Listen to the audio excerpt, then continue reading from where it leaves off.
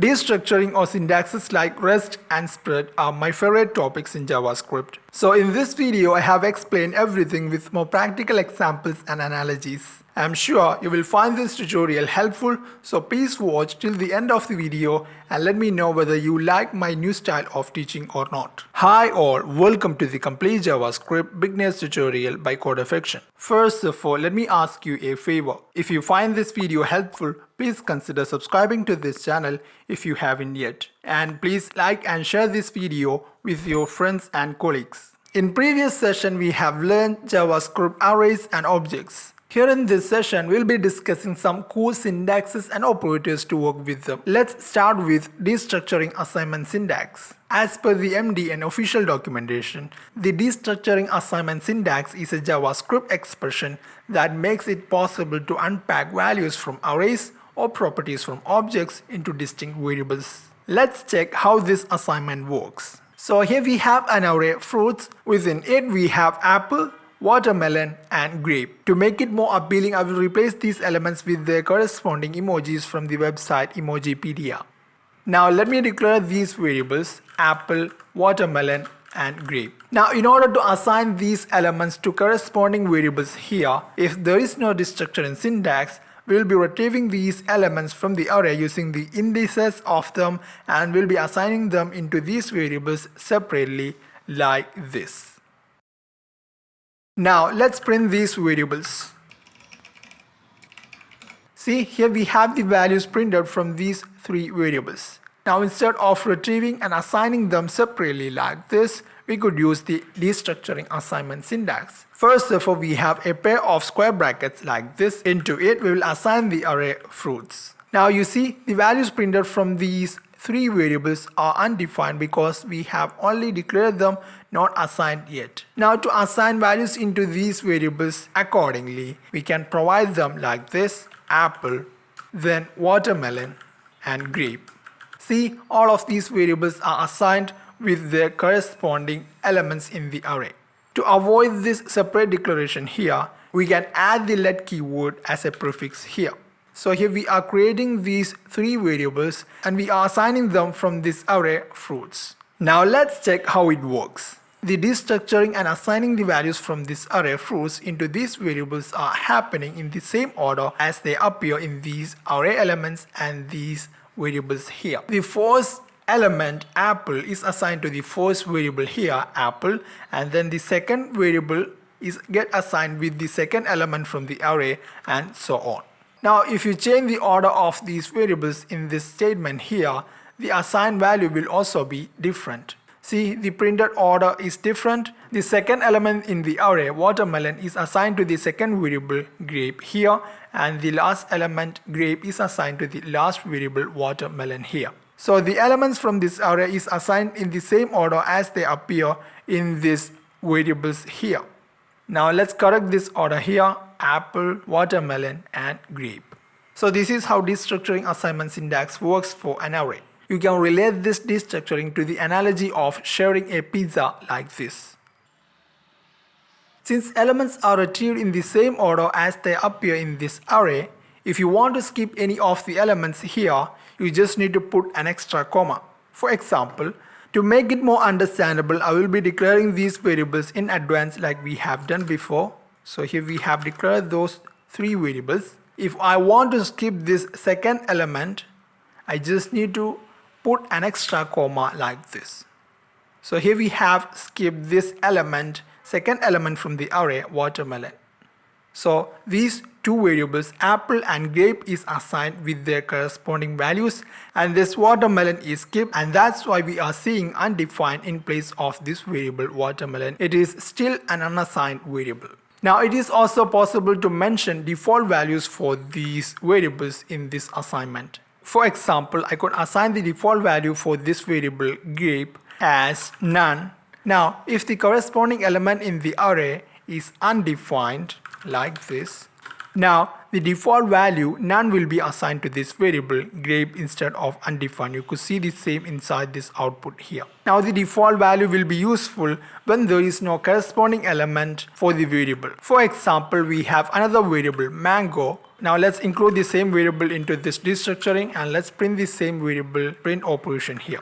You see the value inside this variable mango is undefined because there is no corresponding array element for this fourth variable here. In this situation also, this default value will be handy.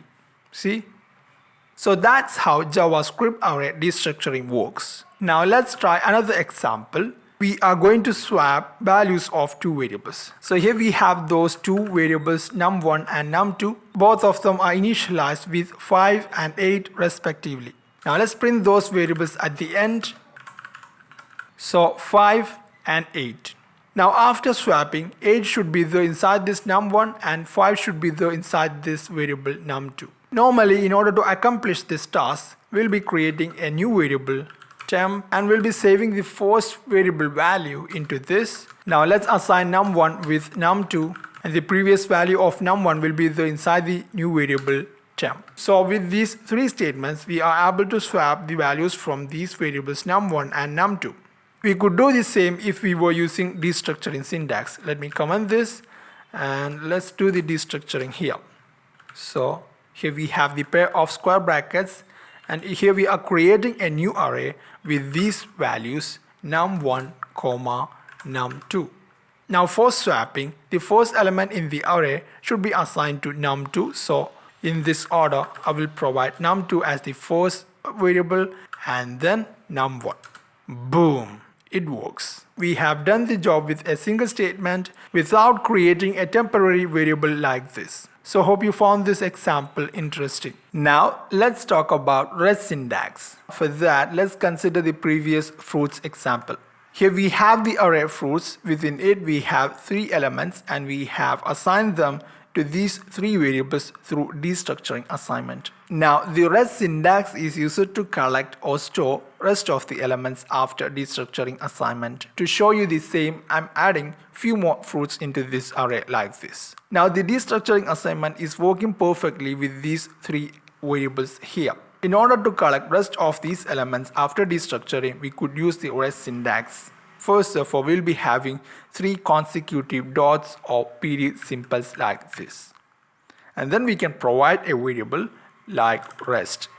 Now let me add one more log statement here. Now let's print the rest variable here. See, it is an array containing rest of the elements after destructuring. So this is how REST syntax works. In terms of the analogy of sharing the pizza, the REST syntax is used to collect the rest of the elements after the destructuring.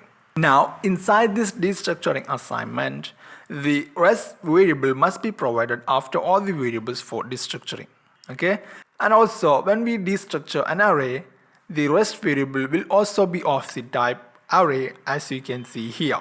And it's not necessary to name this variable as REST. You can name them whatever you want. For now, I will just rename this to something like REST fruits. It still works. So that's how REST syntax works. Now let me show you another context where this REST syntax is more helpful. Now suppose we want to create a function to perform multiple operations for a collection of inputs like this. For such requirements, REST syntax would be more helpful. Now let's create the function with REST syntax. I will name this function as operate, and here we have the first parameter operation to pass which type of operation that we want to perform. And then to collect these inputs here, I will be using the REST syntax. So it goes like this. I will name it as operands. Okay, so here we have defined a function operate with two parameters operation and operands. Now before completing this function body here, let me show you how you can invoke or call this function operate. So here it is operate, and here we have the inputs for this function. So let me copy paste that here. Now suppose on these variables we have to perform add operation. So this is how we invoke the function.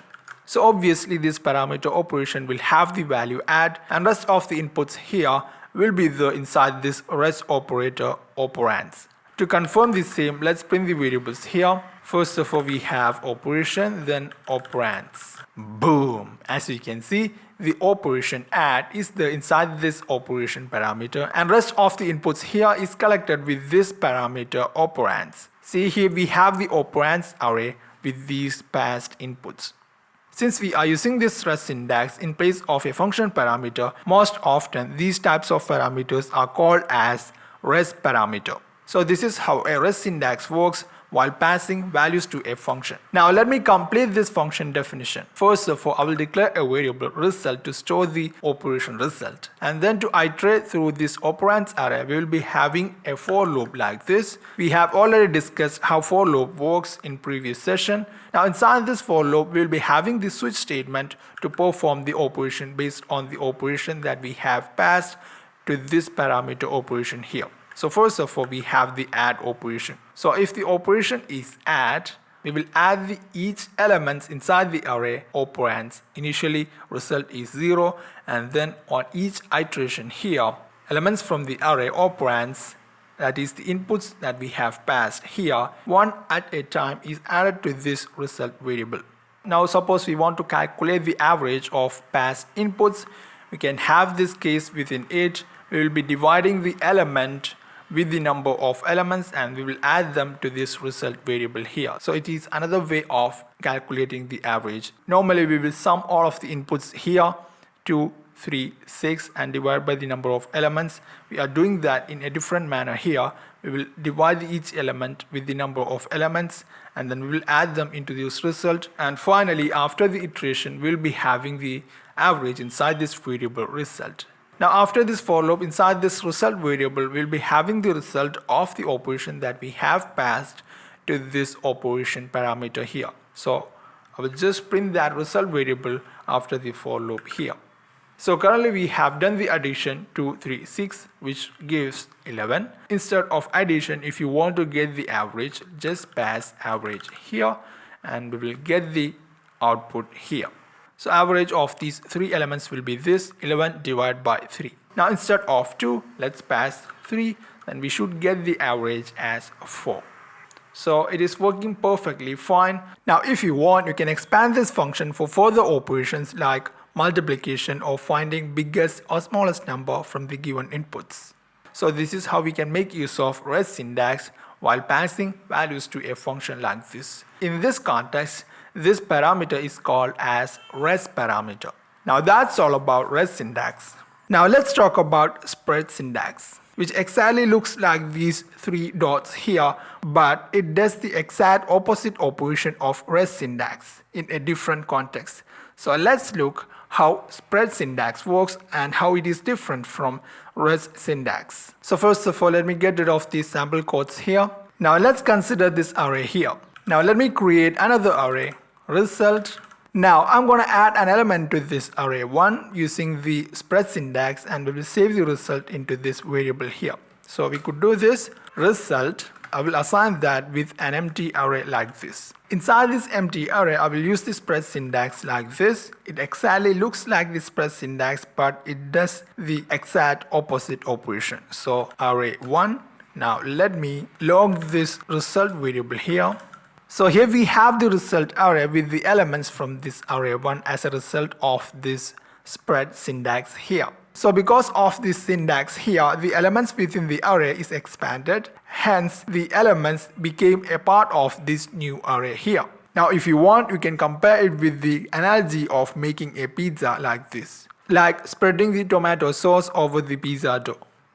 Now here we have the definition from official MDN documentation. In this definition here, just focus only the highlighted part here. We will be discussing rest of them in a bit. So spread syntax allows array expression to be expanded in places where 0 or more arguments or elements are expected. We have already used the syntax in an array literal to expand its elements. Now let's check how it is helpful while passing arguments to a function. Suppose we have a function here, say x. I will define the function with this arrow function. It has these three parameters a, b and c. Inside this function, I will just print the values of these parameters. So Here we go, a comma, b comma, c. Now let's invoke the function x here. Now if you intend to pass values from this array 1 here, if you pass the array itself, it won't work. The whole array will be accepted with the first parameter a. That's why rest of the parameters b and c are undefined here. Now it is possible to refer these elements with the index like this. In this, where these values can be passed to corresponding parameters like this. Now the same can be achieved with much less code using the spread syntax like this. Just prefix the array with those 3 dots like this. So here we are expanding the array elements.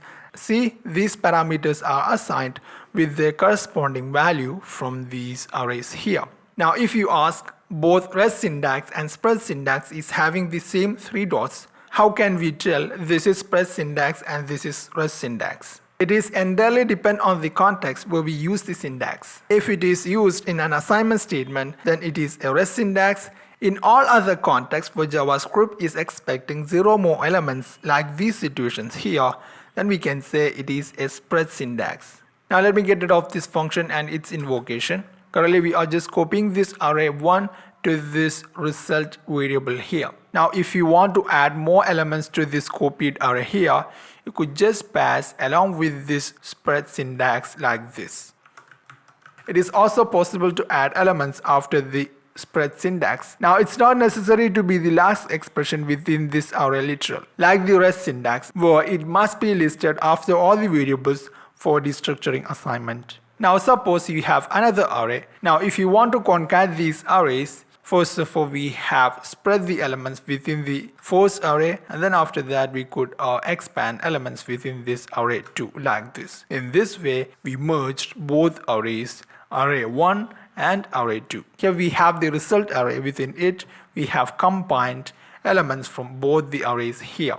Actually, for arrays there are functions to do the same. We will be discussing it later, but it can be done with rest syntax also. So these are the applications of spread syntax in terms of arrays. Actually, the syntax is not specific to array only. It is used for expanding iterables such as arrays or strings. The term iterable is referring to a special behavior for some objects like array or string. Objects like array, string, typed arrays, set and maps are the built-in objects which support the iterable behavior. We already discussed array and string. In future tutorials we will be discussing rest of the objects also. So this spread syntax is applicable for iterable objects in JavaScript. Now let me show you the application of spread syntax with a string.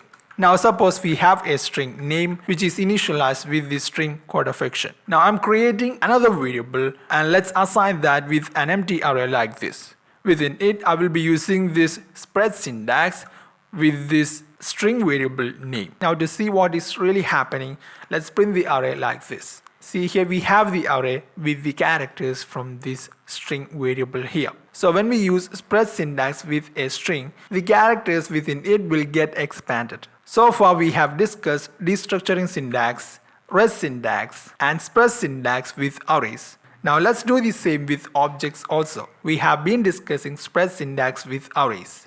So let's start with spread syntax itself.